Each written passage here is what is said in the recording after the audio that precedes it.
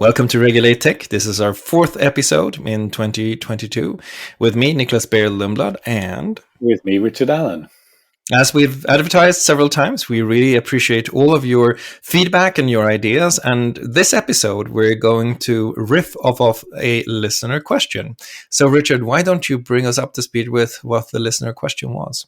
This is from a former colleague who got in touch, has been listening to the podcast and says she finds it useful, which is great. We're really pleased about that. That's why we do it. But she said it would be really interesting to hear us talk about the challenges that a content policy team faces, and in particular, how to structure your content policy team, assuming you're a platform that has user-generated third-party content on it. How do you structure that team? How should it interact with other teams within the organization? There's lots and lots of questions about, the role of public policy. So politics should play in terms of content policy. And so she really wanted us to talk about that. And there's just so much here, isn't there, Nicklas? There's an enormous amount of... It's a really good question, by the way. I think it's one that we are very grateful for. I think it's also a question that digs deep into the evolution of content policy as such, because you used to start out with a public policy department, and then perhaps you had a legal takedown department, but you slowly started to realize that there is this other need that's not being filled by the public policy folks who are outward facing, talking about what policies should look like, and it's not necessarily faced by the strict legal takedowns that you do because of the illegality of content, for example. But there's something in between. And what is that something? What is it that you discover after a while when you're starting to evolve as a platform?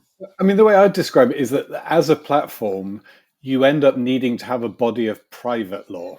So there's public law that you operate within, and that will be the public law of the countries where you operate. But again, for an American platform, that's predominantly the American public law, in which case it's very, very permissive of speech. And so the public law sets the outside envelope within which you need to work.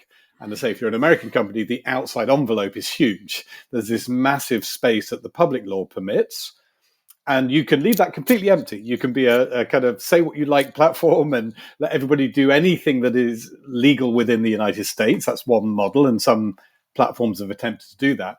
But much more typically, what a platform does is it then creates its own body of private law that constrains speech beyond the constraints that are imposed by public law. And that private law is your content policy. And this word policy is really challenging when you actually work inside a company, because it means these very different things. There is public policy, which is interfacing with governments, and is a debate actually often about setting the limits of the public law.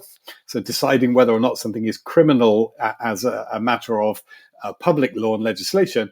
And then there's this whole other world of policy, which may be small p policy, which is your internal policy. And I say, for me, that's really creating a body of private law. And the process you go through to do it is very similar to a legislative process that a parliament would go through, where you debate the pros and cons of different models, and then you end up having to set a rule and then figure out how to enforce that rule. It's sometimes referred to as user policy as well, right? That's the other term that you see being bandied about, which essentially means that you have this policy for what your users can do. And if we're tracing the origins of a content policy team and figuring out how they where they grow from in the organization, because that's a helpful way to think about them, they typically grow out of something called the TOS. So what's the TOS? The terms of service. So you're right. So there's content policy. So essentially, when you sign up to a service, you're signing a private contract. And the private contract is enshrined within something called the terms of service, and the different sort of ways of framing that. But essentially it says, look, when I'm using the service, this is what I agree I can and can't do. And this is what I'm agreeing to allow the platform to do. So it includes all the things like your data, how it can use your data and so on. It may include things like whether you can have multiple accounts, whether or not you have to use your real identity, or you can use a pseudonym. All of those things will be covered within it. And then typically there'll be a line in there, or a few lines that talk about behavior on the service. So it'll say often, I promise I will not post anything illegal. I promise that I will not use the platform to do anything. So it's both content and behavior. I won't harass other users of the platform. I won't, again, depending on the platform, sometimes it says, I won't share pornography. unless it's a pornography platform, in which case the terms of service say, I will only use it to share pornography. I won't use it for other things that are non-pornography. So you very much will not share anything that's copyright protected. I won't say anything that's copyright protected. So your terms of service, to say, is this contract where you're agreeing to a set of rules that condition your use of the platform. And you're exactly right. Out of that will spring, say, normally version 1, really simple, probably cut and paste it from another website. So someone builds a new chat service and they'll cut and paste and it'll say things like, I won't do terrorism or, child abuse and various, all the worst kind of offenses. And it'll often use terms like, I won't harass other users or, I won't do anything illegal.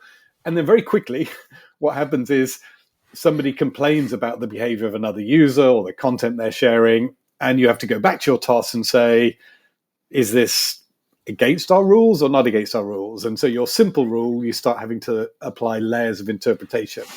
And really from those small origins, you end up over time often creating quite a beast in terms of rules upon rules upon rules.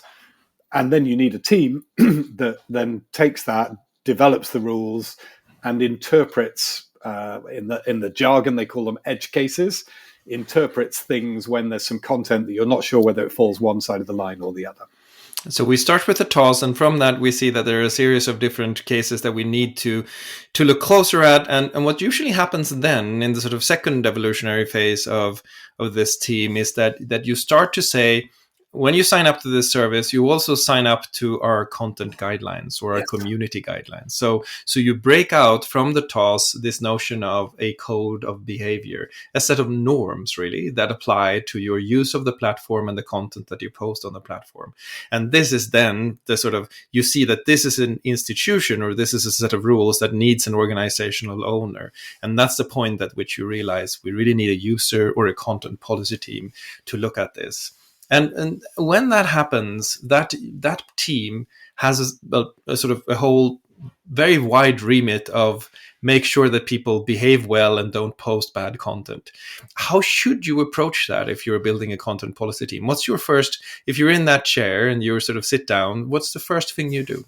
Yeah, I think one of the foundational questions that you touched on it is the extent to which you as the platform are going to take responsibility for setting and enforcing the rules versus allowing users to do it. So some platforms, Reddit was a notable one where the moderation was largely in the hands of people who ran individual spaces within the platform.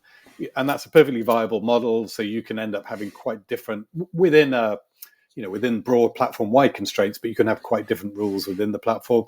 It actually happens to a certain extent on services like Facebook, where when people run individual pages on Facebook, they might have additional rules that go beyond Facebook's rules. So, for example, groups, yeah. No swearing. Facebook doesn't ban swearing, but you might decide for your group or your page that you're not going to have content with swearing. So one foundational question is the extent to which you're going to deal with it versus the extent to which a user's going to deal with it. There's also another interesting question, which is the extent to which you see yourselves as censoring third parties. Use the language of censorship, that you're applying your rules to users who are posting content versus the extent to which you're applying standards to content you yourself have commissioned. Again, that's quite a different model. And the most extreme in a model like Netflix, the content that's on Netflix has been commissioned by Netflix. So they have a very different relationship with that content from the content on a platform like Facebook, where individual users are posting it. And then you've got something like YouTube, which will kind of often sits in the middle, where there is a mixture of content that users have posted and then some content which YouTube themselves have commissioned. So we look at that sort of whole landscape and say, look, different types of content, and potentially some spaces the platform being dominant, other spaces the user being dominant. And then you need to decide where you're going to kind of sit all of these different elements and which team will take ownership of them. So for the commissioned content, it's likely to live with the media team. There are people who are actually commissioning that content, and they're going to have those standards. For user-generated content, actually often, and this is the case when I arrived at Facebook, certainly, that it was the content moderators themselves who kind of own the standards. So the people who are on the front line, in terms of the company hierarchy, often quite junior staff who actually owned those content moderation guidelines. And then over time, because they became controversial and they moved front and center, that responsibility moved and ended up sitting in the public policy team, which in itself caused quite a lot of controversy and still does, because people criticize it and say, look, you are making decisions for political reasons. Because it sits within the public policy team, presentationally, that looks and feels like the rules are being set at the convenience of politicians or under external political pressure that is coming in through that public policy team. And you often bring us back to the notion of harm, which I think is helpful in order to think about these things. And it seems to me that there are at least two very different kinds of harm involved in setting up a content policy team. One of them, of course, is the reputational harm, which is why this accusation of the politicization of content policy comes about. People say, you're just taking this down because it looks bad for you. But there is another more subtle harm that people tend to overlook, I think. And I don't know if you share this, but I really think that there's this notion of functional harm. The platform just won't function if it falls apart into a polarized set of people shouting at each other, or someone just posting an enormous amount of spam, or someone deciding that they will troll this particular group endlessly and post a lot of. So there's like this notion that you're protecting the social value of the platform, and you're protecting the reputational value of the platform as well. So there's two major harms here. Which one should a content policy team focus the most on, or is there an order in which you should approach them? Yeah, so I actually think the most important one is the functional harm, in the sense that, look, if I use a service, when I log on to that service or access that service, if it behaves in ways which I find unpleasant and distressing, I'm going to turn it off. And so I just think for a platform, it's existential that they have rules that meet people's expectations. So if it's, a space where you don't expect to see pornography, then the most important thing for the platform is having the rules and the process in place to make sure that that's not going to be your daily experience. I think that's much more important in a sense than whether the politicians like or dislike the fact that you allow the pornography. The most important thing is that your users, are not sort of shocked and disappointed by what they see. To your point about behavior, some of it's about literally the content, but quite a lot of it's about behavior. That when they, post something nice and positive, they don't immediately get trolled by people who then disrupt things. You can have a large happy group of people, 1,000 people enjoying a rich conversation, and then 3 or 4 people could come in and destroy it for them. So from a platform's point of view, being able to stay on top of the kind of behaviors that make the platform an unpleasant, hostile environment for their users, I think is critical. And then the political aspect is, look, sometimes, the politicians will reflect genuine user concerns.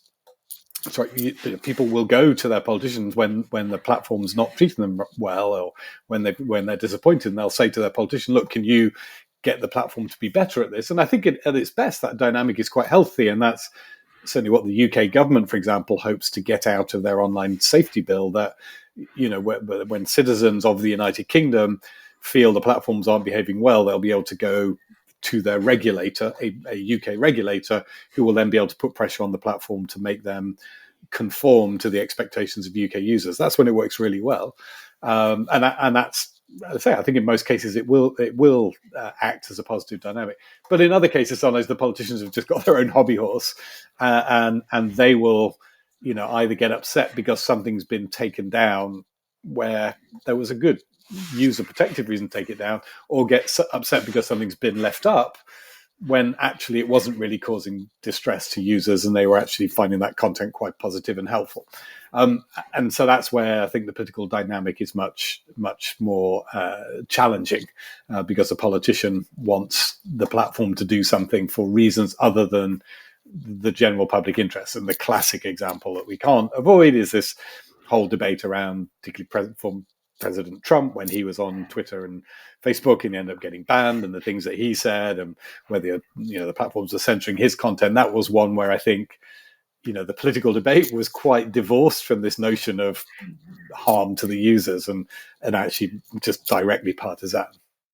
Yes, and many users indeed actually wanted to preserve those communities. And it's interesting to me because one of the things that we end up when we talk about content policy, it's almost always as if we're saying that the entire platform ecology, no matter what platform you look at, is essentially falling apart. But there's so much pro-social behavior on these platforms, groups that work really well, that have set up their own norms and conform to them. I'm a member of several different online groups across a couple of different platforms. And I must say, for the majority of them, they seem to be working really well. And the reason they work well is that they often return to and articulate the norms and rules that apply for behavior in that particular gathering. And so, to me, the sort of takeaway from this is that in the majority of cases, it works really well to allow users to set their own rules when there's a limited group. But when that group is when you sort of enter into the public space of platforms instead, that's when content policy needs to really intervene. Does that sound right? Yeah, I think it's partly that, and I think there are, well, again, to break the problem down, there are two different aspects. One is, what's the bad content that you would be exposed to if you went and looked for it? And then what's the bad content you're exposed to incidentally without even having gone to look for it, and it's just sort of been thrust at you? And you're right, I mean, my experience, I think, is probably like yours. I've been using social media for years.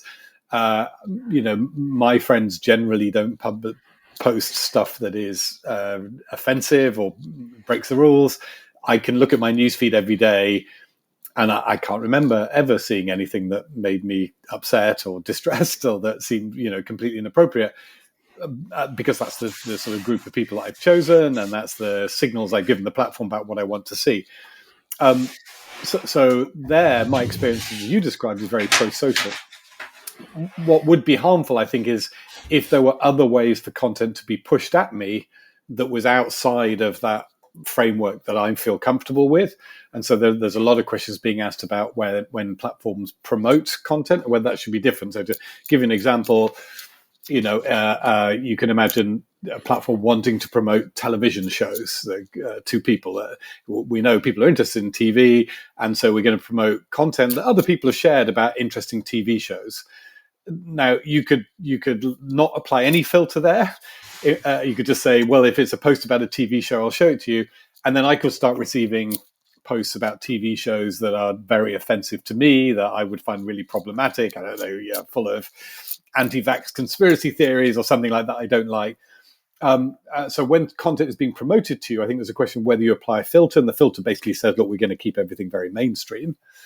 So that's one, I think, set of questions that are quite top of mind for people now. And more dangerous examples that people use is, look, if somebody's researching something like suicidal self-harm, what's the kind of content that will then sort of start appearing in their feed? Is it going to be content that encourages them towards self-harm or discourages them to self-harm? So there's a lot about that promotional stuff. And then I think the second piece is, look, if the question is, look, if it's not you or me, but if it's somebody who is genuinely seeking out a network of people that we would regard as antisocial, hopefully reasonably objectively, so people who are getting together in order to cause violence or harm against others in some form, like, what content can they find? And so that's the sort of, it's less about the content being promoted to people. It's more about, like, if people go to the dark side, how dark is the dark side?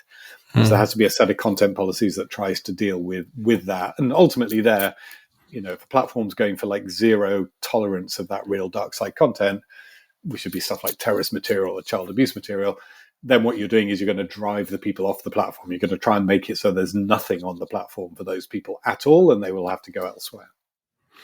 And one part of the reason that I wanted to get at this is I think that if you look at a small group and you see somebody misbehaving and not doing what the group has accepted as their shared rules, they're often banned. They're thrown out of the group. And so the moderators of that smaller group, even if it's on Facebook or Reddit or whatever, can just kick people out. So banning is actually it's not an unusual thing. You will ban people who are sort of, but that's harder to do from the platform proper, from sort of all of Facebook, and that brings us to a question of sort of the content policy and user policy within these closed smaller groups seems to be working really well because of two things. One is the clearly articulated norms, and second is the complete lack of tolerance. So you throw people out whether they're not behaving, right? But you can't apply those rules equally well at scale.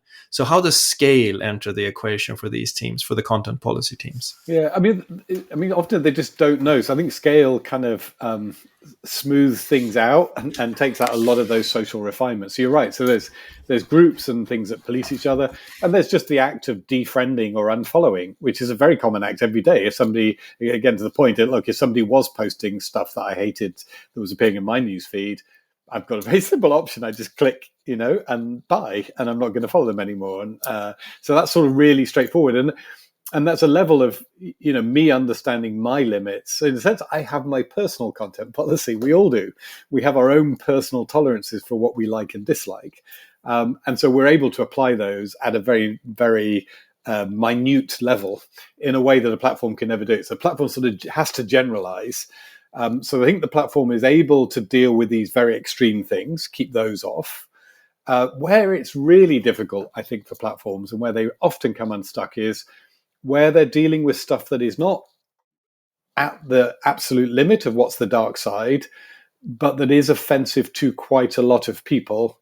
And so the example would be, quite a lot of far-right political content, for example, where people are not being out and out racist in a way that would get them banned from the platform, but there's a lot of kind of implicit language, or the phrase often uses a dog whistle language, where it's very obvious what someone's intent is, but they're not actually using explicit language. So there, I think platforms really struggle. The best mechanism is to say, for an individual to say, I'm not going to have any connection with that person. I'm going to make sure they're outside of it. But people will often go further and say, look, even though I'm not connected with them, I've seen their content and I want you, platform, to ban them. So even though it's not directly affecting me anymore, I still think that you should ban them because it's going to affect other people. And this, particularly something like dog whistle racism, is so pernicious that I don't want to be on you as a platform if you're allowing people like that to send signals to other people. So it's almost like a sort of individual boycott of the platform. And again, that's very dangerous for platforms where people feel that way. And that sort of brings us to a third theory of harm, which is that content policy is there to stop not just the functioning of the platform, nor the reputation of the platform, but to actually make sure that the societies we live in don't end up in a worse state because of the kind of communication people can engage in. Do you think Yes. content policy team essentially then is to some small extent responsible for democratic dialogue in an open society? I mean, this is really contested and contestable, actually. And again, to look at it, but I think it's actually one of the most interesting questions, because there is an assumption that platforms are able to set the rules for dialogue. And again, the US recent experience is a classic one with people on both sides. There are people on the, broadly speaking, the sort of left side of the argument saying absolutely that the platforms have been too permissive and have allowed too much harmful speech on the platforms, and that therefore, in the sense, the rise of Donald Trump and the events of January the 6th and so on are the fault of, or can be traced back to, content policy. Or flip it around, had content policy been more restrictive on platforms, Donald Trump wouldn't have been elected, January the 6th wouldn't have happened, etc. That's a contention that quite a lot of people have. And then equally, there are people on the right who say, the platforms are too restrictive already, and they're interfering with genuine democratic speech, and that therefore the platforms are tilting everything to the left by intervening. And so you can imagine, from a platform point of view, your content policy, where do you go when both sides are blaming you for having an impact on the social sphere? Again, I don't think it's clear. I don't think it's clear either way to say, look, if you tweak the hate speech rules of a platform to make it more restrictive or more permissive, exactly what impact that would have. You can reasonably assume that it's going to have, well, it's certainly going to have an impact on the platform. how much has an impact on people's behavior out in the real world is harder, I think, to figure out, given all the other noise that's going on, all the other media, or the entire sort of social context. And social also seems to tell us that platforms have really graduated into social institutions, because there are no social institutions that are not being subjected to the same kind of criticism. Think about universities, for example. For ages, the right and left have been fighting on whether or not universities are left-leaning or right-leaning, if they're turning the nation more to the right or more to the left. Or mass media, same thing there. Is mass media turning to the left or is it turning to the right? We're now asking the same kind of questions about platforms, and whether or not we believe that there is a theory of change here that's accurate. It seems to suggest, at least, that platforms have now become a proper social institution at the same scale as mass media, as university, as education, etc. And so it's being subjected to the same kind of criticism and scrutiny.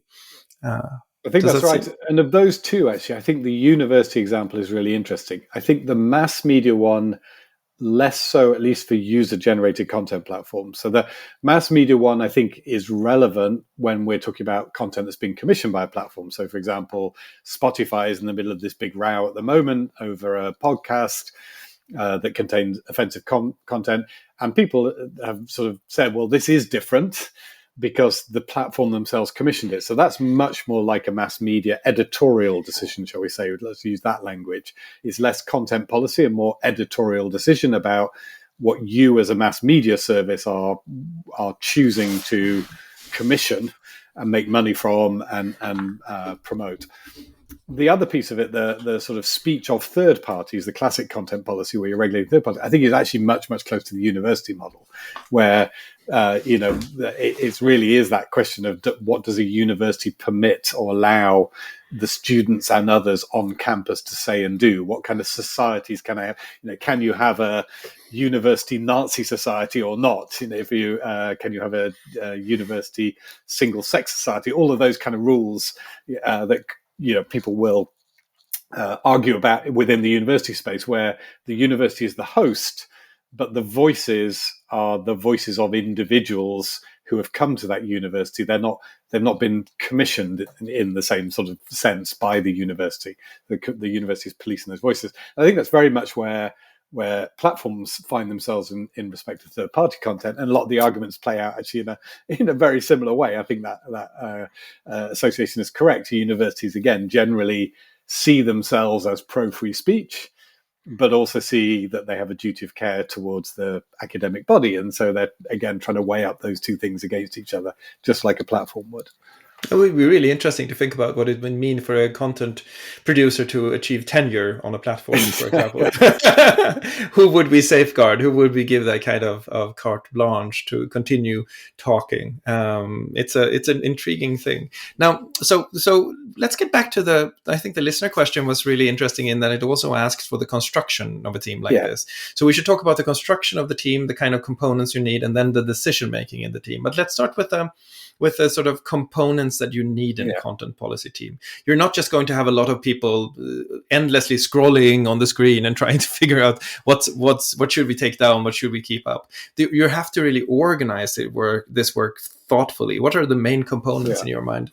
So for me, my experience, again, this is learning from experiences, that we often got it wrong in that I think we didn't create a dualistic structure. It needs at least two components and potentially three.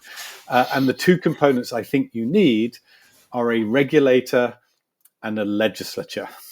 And I think we can learn a lot from government here. And often those things get sort of smushed up together within content policy world, within platforms. If I were starting from scratch, I would be very clear that there are two quite different functions. There's a legislative function where you set the rules, and that's a highly political function. Just as it is, in government, there is the UK legislature is going to define in the online safety bill what constitutes legal or illegal speech. And it's going to do that in a political environment as a political matter. Once it's defined where the boundaries are, it then hands that set of rules over to a regulator whose job it is to enforce those rules on a daily basis. Now, the regulator has some discretion, there'll be some interpretation, but broadly speaking, the rules are set by the legislature. They're then handed to a regulator, And the regulator is really good at doing things in a neutral way. If the legislature is, optimized for politics, the regulator is optimized for lack of politics and neutrality, and tries to be incredibly dispassionate about the way it applies the rules. And then if what it turns out is that the public are unhappy with the way that the rules are operating in practice, they'll complain to the regulator. What the regulator doesn't do is go, oh, I'll just change the rules on the fly. The regulator says, outside whatever discretion they have, they say, look, I've reached the limits of my discretion. If you think the rules are not as they should be, go and lobby your politicians in the legislature. They'll change the legislation, and then when they do, that goes back to the regulator, and the regulator enforces it. And I just think it's a tried and tested, age-old model that I think really does work well for platforms as well. If this is a body of private law, you absolutely do need all the public policy people and people with strong opinions in the legislature making that private law. It can't be non-political. It's just like nonsense.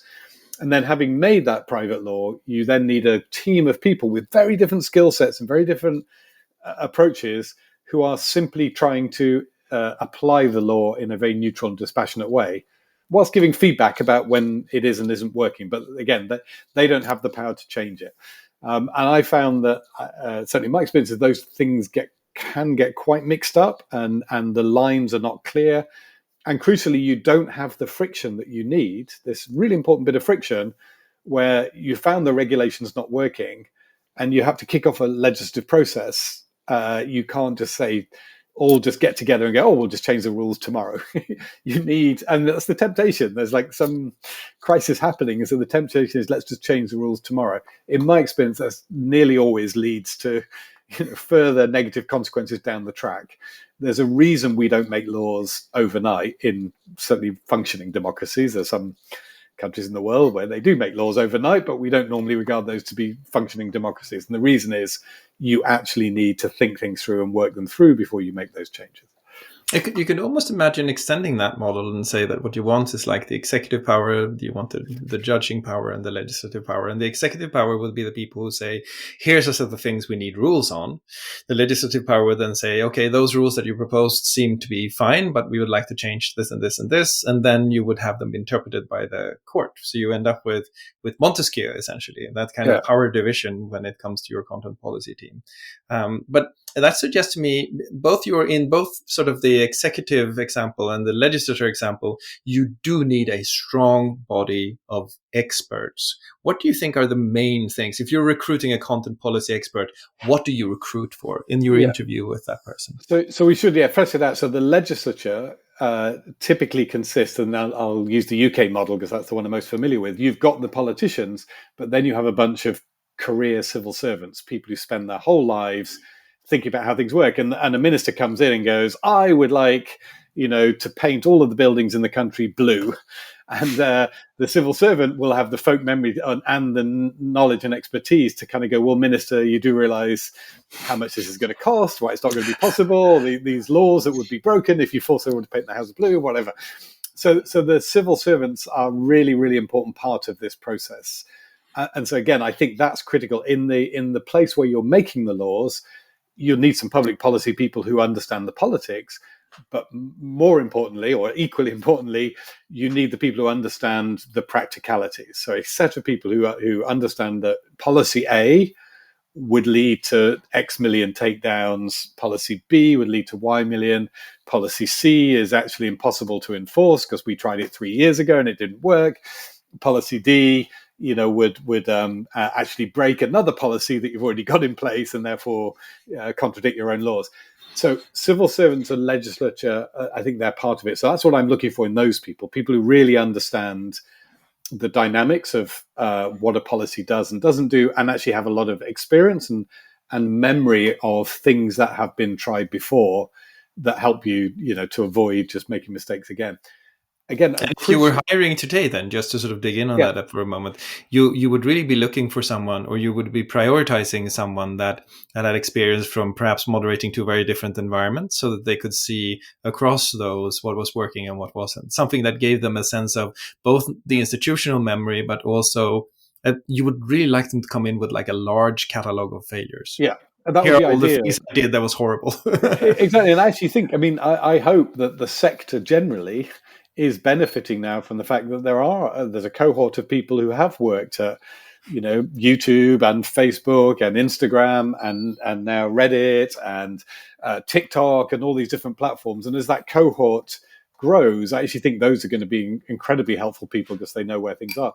I think It's a that new profession, essentially, it's a that new has profession. emerged. Exactly. Yeah. And I think it needs to be combined with a passion, as civil servants do. Civil servants have a passion for making good policy that works. It's quite a different passion from the politician's passion. The politician has a passion to change the world in some particular way according to a vision they have. A civil servant has a passion about getting stuff right, and so you want people with that experience, and also that their happy place is making a policy that they predict that it'll lead to 1 million takedown. It leads to 990,000, and they feel great because that was they professionally have judged that thing right. So very different skill set. And I'm going to distinguish those civil servants, which are policy civil servants, from regulators. And again, I think that's also a really important distinction. That you take a sort of classic parliamentary model. You've got these politicians. You've got the policy civil servants who are helping the politicians make good law through their experience. They're neutral in a different way. They're neutral in a partisan sense, but their skill set is all about making policies that work. And then you have regulators, which I think is a different mindset again. And sometimes we can make a mistake by combining all of these together or assuming that people are equal or equally weighted, when in fact I think there's a whole different regulator mindset, which is not about crafting policies at all. It's about efficiency, it's about accuracy, it's about it's very operational, it's much more legalistic, I'd argue. It's about applying the law and applying it correctly. It's about often giving, if there's an independent regulator, giving robust feedback to the politicians and truly standing up to them and saying, look, as the regulator, you can't push me around. I'm enforcing the rules you made, and you can't just tell me to do something different, or the rules you've made, not working for this reason. They've got to be quite robust. Very different mindset, I think, from the policy civil servant mindset. And you need all of these. I think in the regulator, you really want those people who are able to scout the edges of what's happening. Because one of the things that you learn very quickly when you study what really good content policy teams do is that the kind of abuse that they're trying to moderate, whether it's through sort of posting certain kinds of content or it's certain kinds of behavior, evolves all the time. So it's like a Red Queen game. It takes all of the running you can do to remain in the very same place of a highly moderated content platform. And so one of the things you want there, and I think one of the things that I've seen in a couple of companies now, is this team that catches early signals and early warnings and really thinks through what those mean. And in the regulator, to your point, this robust ability to come back and say, this new thing that we see is not naturally something that we can subsume under any of the existing rule sets that you've given us to manage. So we need a new decision. Yes. That is also important, because the failure mode of that is a regulator that mechanically applies whatever comes in to the existing rule set, right? So how does it break? Yeah, I mean, a good modern regulator is exactly that point. Will have really good technical people at their disposal, looking at the area that they're regulating and trying to predict ahead to where there are going to be problems.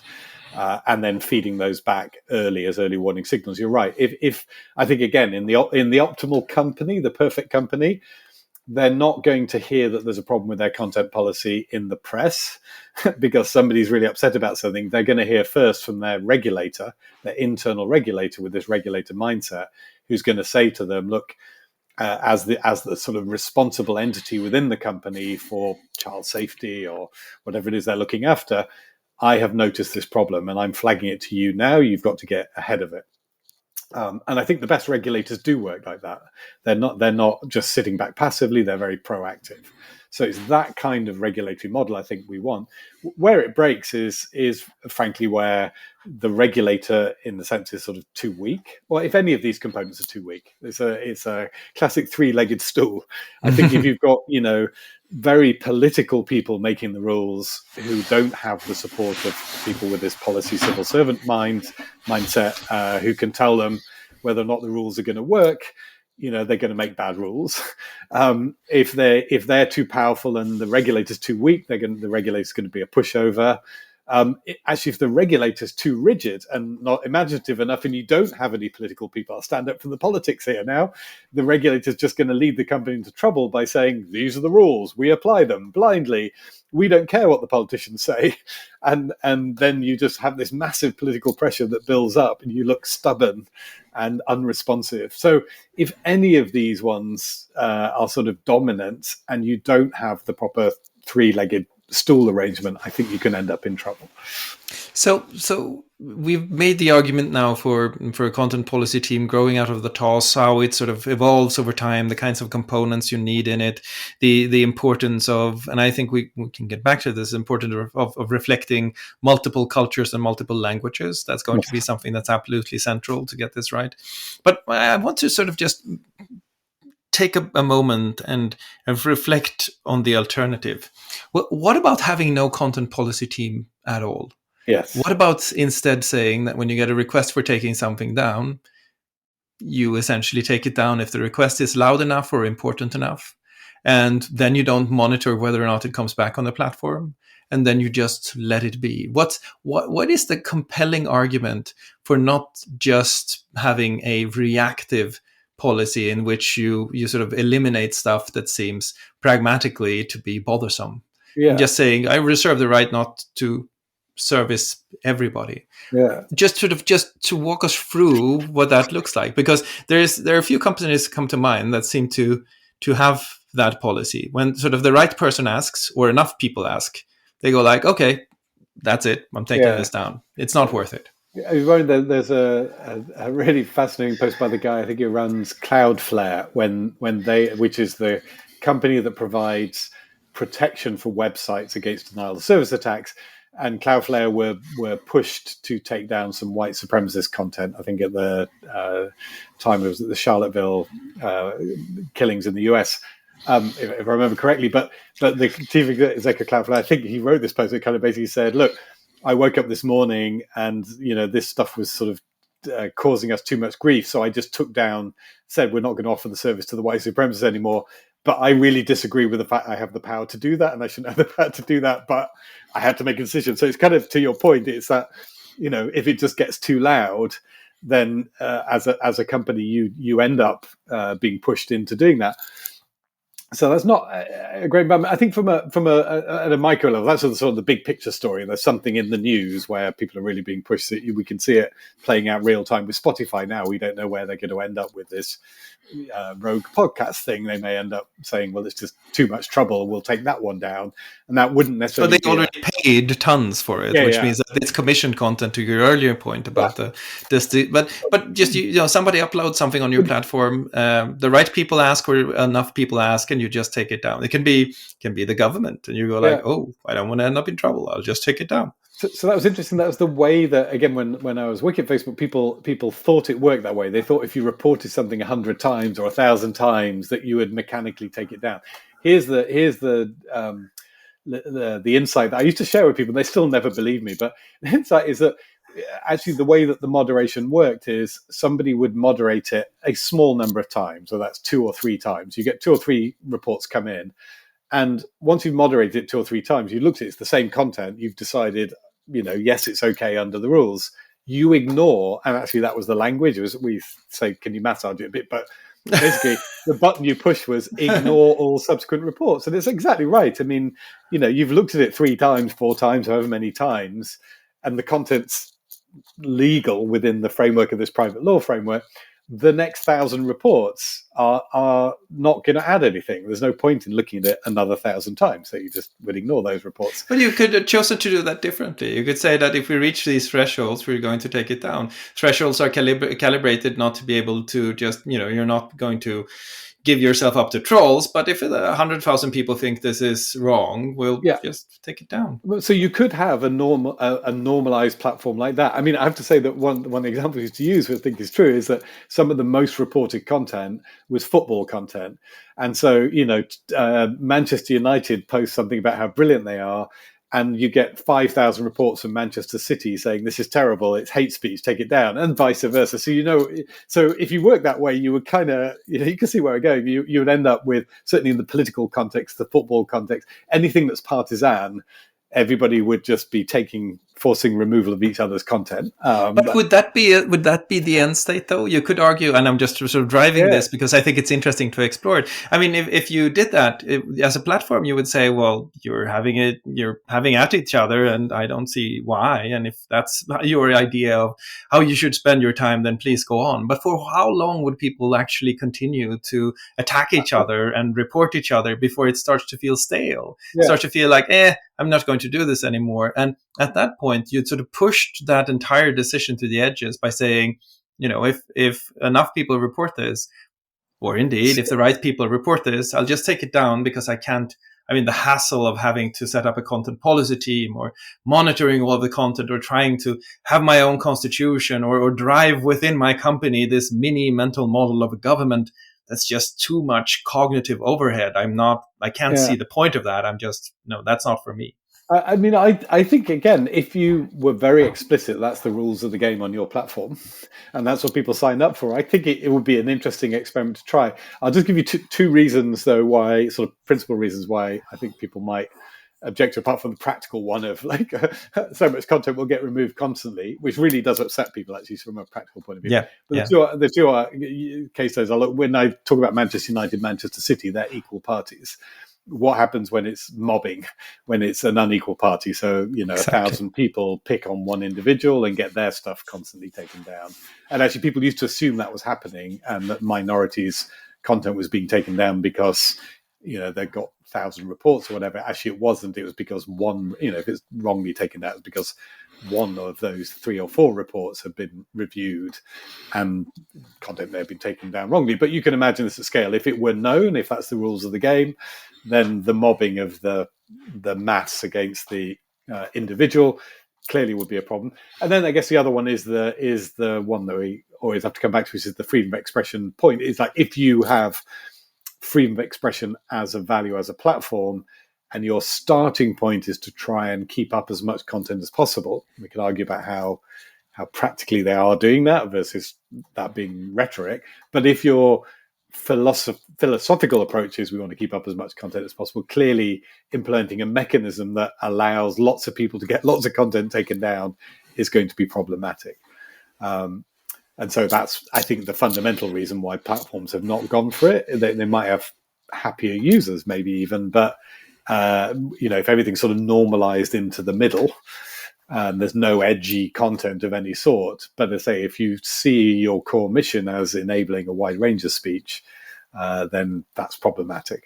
But that's interesting, and I think you're exactly right. The ability to shout someone down and just to get them off the platform is horrendous, because that would mean that minority voices might actually be taken off, as you say. And I think the other part of this is that if you end up having that be your public sphere, then that's wrong.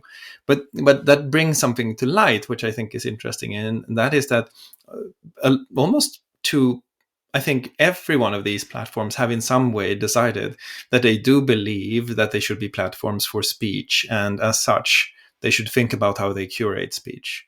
And that's how they approach this. Yet we use this really weird term, content moderation, as if we want moderate content. That seems to be, that's just a, why do we, it's sort of a mealy-mouthed corporate way of talking about the curation of speech, isn't it? Yeah, I don't like it. I've written about this. I think that the platforms are the biggest media regulators in the world. They are media regulators. That's what this function does. It is exactly functionally equivalent to a media regulator. We have one in the UK, Ofcom, that regulates the content of the BBC and the ITV, all the TV stations and things. I think they're functionally equivalent, but what they're doing is regulating the media produced by hundreds of millions of private individuals. So the individual is being regulated by the platform. And I just think it's much more honest to say that's what we have. We have a regulatory function here. We are regulating speech. And regulation is I think, is a harder word than moderation. It's not as hard as censorship. So we're not the chief censors, but we are the regulators. And we do have a set of rules, and it isn't anything goes. And you need to live within the regulation as a private individual, just as the platforms themselves need to live within the regulations set by the government. So there's a tiering of regulation here from government to platform, and then platform to individual. With But a let's key call it what difference, it is. though, I mean, there's a key difference. I like that. I think it's nice to sort of call out what is actually happening. One of the key differences that actually is a strength is that it's competitive regulation. So Yes. different platforms don't have the same kind of regulation. If you want different media regulation in the UK, you need to go to a different country. The Ofcom is not going to go like, oh, here's a set of other people you can go talk to if you didn't like what we did. So there's something there that's actually hopeful in the sense that you can have regulatory competition, which could lead to some kind of evolution over time in this space.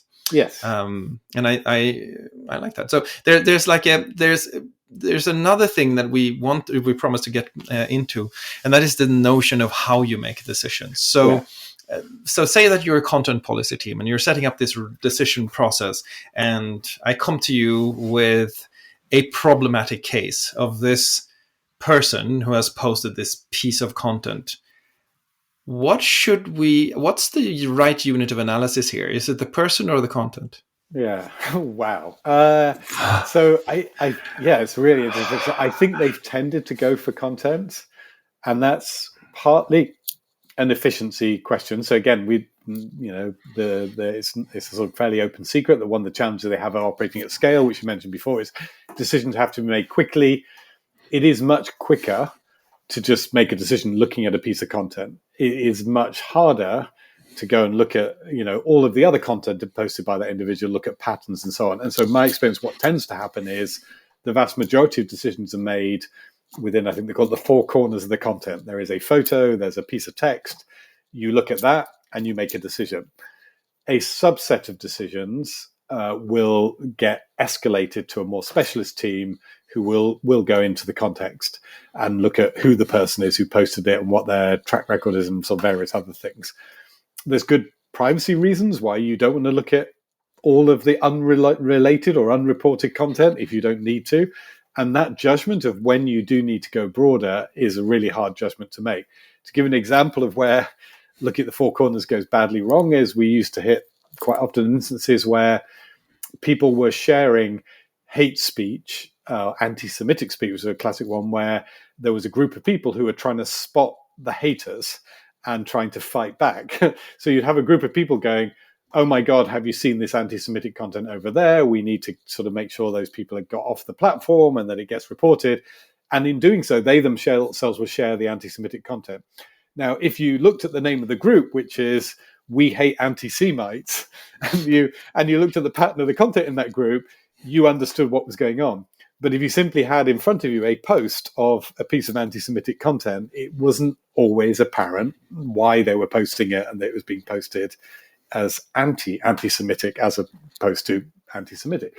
And so you get instances like that. So the four corners approach, I think, is the dominant model that platforms choose to follow. But I think it is problematic. And the real skill is understanding, look, when is it something where you can look at the four corners of the content, bang, take it down? And when is it something where you actually need that additional bit of context to make a fair decision and a reasonable decision? If I was to challenge that slightly and say that I think that the trend over the last 5 years has been to move from the speech to the speaker, would you say that I was wrong?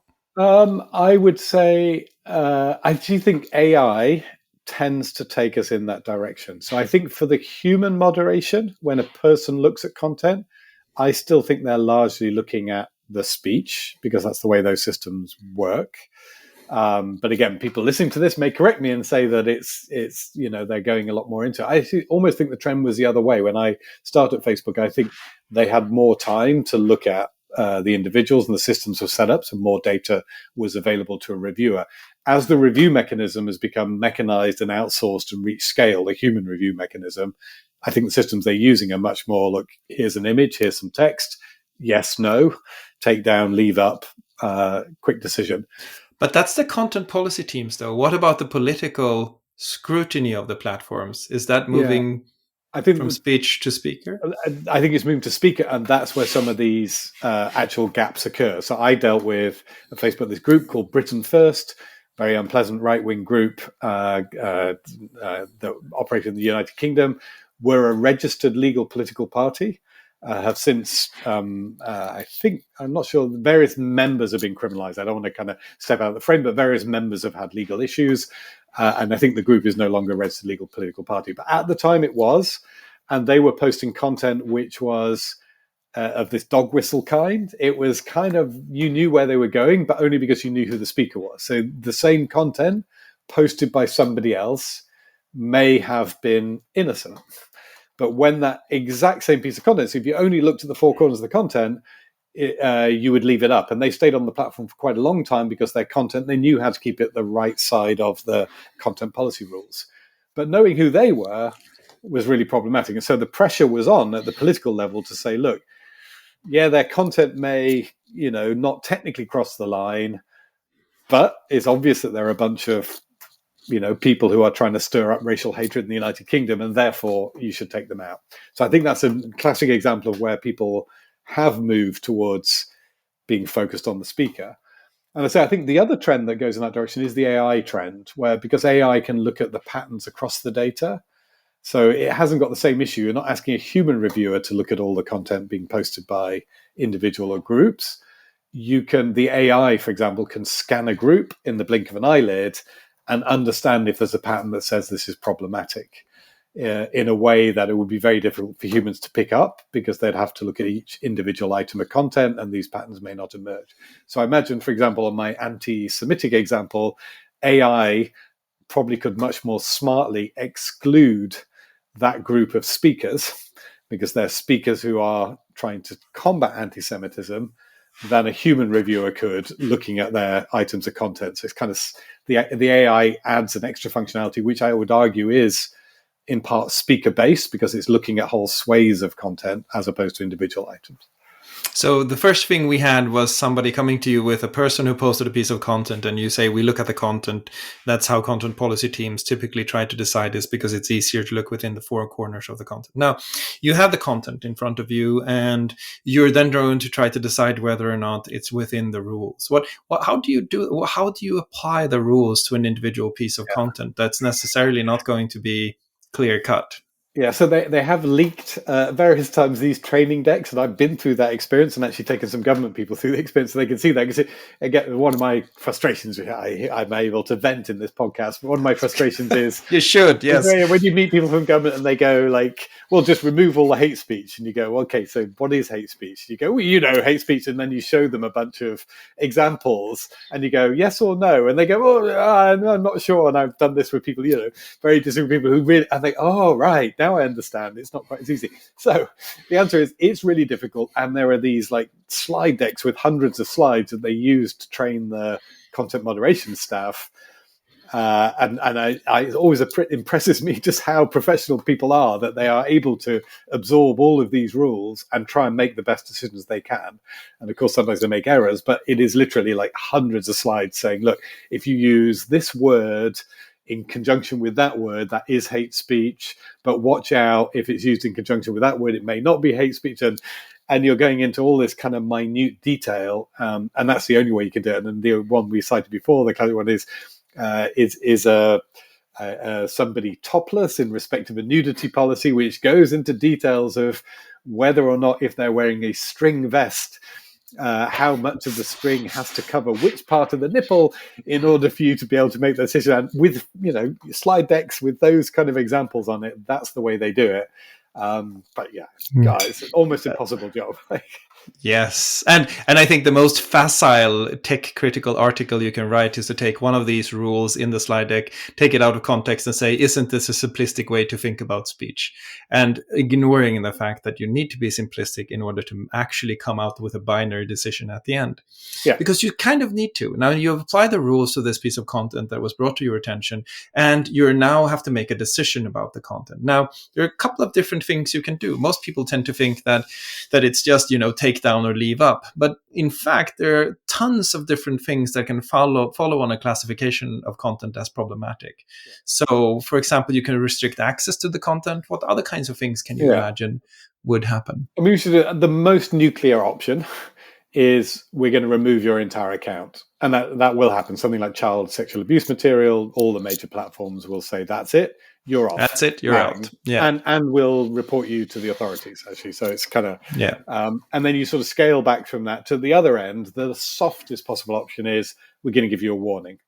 We're just going to pop something up saying, hey, can you try and sort of stick with the rules in future? And then you're right, in between you've got various things. There's temporary bans.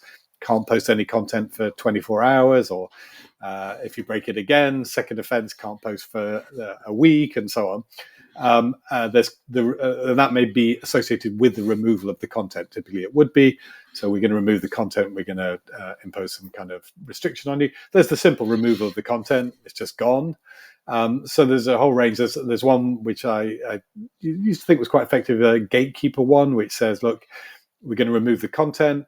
And we're going to, next time you try and log on, we're going to throw a message up saying, hey, you broke the rules. Here's why. Go and refresh yourself about our terms of service, our policies, on our TOS, and click here to say I've read them and understood. Yeah, which, is quite a good sort of way of dealing with it. It's like when you lose your driver's license, right? You have to go back to driver school. It's that sort of model. And there's another one which I think some of the platforms are experimenting with, and I think is quite interesting, which is reducing distribution. And so, there's removing the content, but for some kinds of content, this would be for marginal content. Look, it's not bad enough that we think it needs to not exist on the platform, but it does upset other people. So what we'll do is we'll tweak our algorithm, the famous algorithms, to make sure that content doesn't get any organic, as they call it, distribution. It's not going to get posted in anybody's feed. If they come and look at your profile, they'll still see it. It still exists. But it's not, our system is not going to try and make sure that other people see it. There's a slogan there, right? You have a right to speech, but not a right to reach. It's that one, yeah. And we can restrict your reach for certain types of content. And again, without restricting your speech, restricting your speech, you still have freedom of speech, freedom of expression. Sort of a weird distinction, though, because speech and reach are connected with each other, aren't they?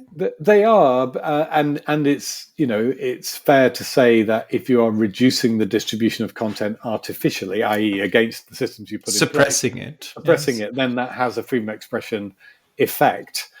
So you leave people shouting into the void. But again, I think if you're explicit, but you can shout. You can shout. Yeah, you can shout. You can shout fire, but the theatre won't be crowded because there'll be nobody in there. We'll just make sure when you're shouting fire, the theatre is empty, and our system allows us to do that. Detect word fire, make sure theatre is empty, but you still shouted it. So yes. there is a system sort of that can do that. And again, I think if you're really upfront and honest about it, and that's in the contract, there might be reasons to do that. To say, look, you, on our platform, normative speech, this sort of speech is super acceptable, and when you post it, it'll get shared to everybody. And it'll get lots of engagement, and that's great. You'll enjoy that. This kind of speech, if you want to share it, you can do, because it's important for your expression. But people on our platform don't want to see it. And we've made that decision, and we're telling you that. And so, you can direct people to it, but it's not going to get any distribution. It's one of the hardest questions for a content and policy team, or one of the hardest, not questions really, but one of the perhaps confusions is this thing that people tend to say, I should have a right to speech on the internet, and then translate that directly into I should be able to post whatever I want on your platform. Yeah. That you can't make the distinction between the platform and as a content policy team, you're constantly struggling with people conflating the two, whilst also recognizing, of course, that your platform can be really the prime place where this particular thing is being discussed, or the prime public sphere of this particular debate or discussion or whatever it is. So this, because I mean, there's still a lot of opportunity to post stuff on the internet, even if your content is being moderated or regulated on a platform. That's right. I mean, to be mean to the platforms, it is one of those areas where they get the English phrase "hoist by your own petard," which is, they will, when it suits them, go, look, we're this massively influential public space, and if you're not on our platform, you're nobody. You've got to be on our platform. That's their marketing pitch. When it suits them, and then other times when it suits them, it's like, well, if we restrict speech on your platform, it's not restricting it completely, and you can go elsewhere. So it's actually difficult, but I think they should be upfront and honest and say, look, they're looking after a community. You're right, it's not the whole internet. We should be really clear that a true freedom of expression restriction is one where a government typically says you cannot say this at all anywhere in any circumstances. That is when my speech is actually restricted, because I do always have the option. We have to remember that, as long as it's not illegal. If a mainstream platform excludes me, and if there's enough of us and we're excluded, we create our own platforms. Again, we've seen a lot of talk about that in the US, and that dynamic over time is real. We shouldn't dismiss it. So freedom of expression still exists as long as you can create an alternative platform, build it. At the same time, being excluded from the mainstream platforms has an effect. We can't say it has no effect. It has a significant political effect, I think.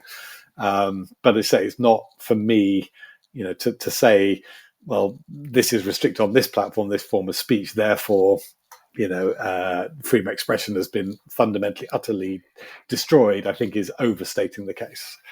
It does create a problem for content policy teams, though, because they also have to take into account the question of whether or not the content that they moderate out is displaced into places where it's much harder to find, police, and get to a better place with. So they obviously have to take that into account as well, which goes to the question we started with, which was what is the harm? And yes. One part of the harm can actually be that controversial discussions that are at the edges of what we want to accept in our societies move into fora where we can't engage with those discussions. And that's where you need to bring everyone together in the kind of conversations we've been involved in around the Forum for Counterterrorism that took place precisely on that basis, that it included all the large platforms, but they were really, really keen to make sure that for that GIFCT, isn't it? Global yes. Internet Forum on Counterterrorism, that GIFCT also brought in the smaller platforms, exactly so that you didn't end up with the unintended consequence of being big platforms do something, get shoved to smaller platforms who often have fewer resources to build all of this machinery, and that we end up net worse off. So I think the solution to that is to bring everyone together. Yes. So content policy, plenty of stuff to talk about, certainly, and a really, really good listener question. So thank you for that. Yes. And this and other podcasts can be found on your website, which is www.regulate.tech. And send us more listener questions, and we'll see if we can get into them. We'd really like to hear from you, and we hope that we'll have you with us in our next episode. Thanks for listening.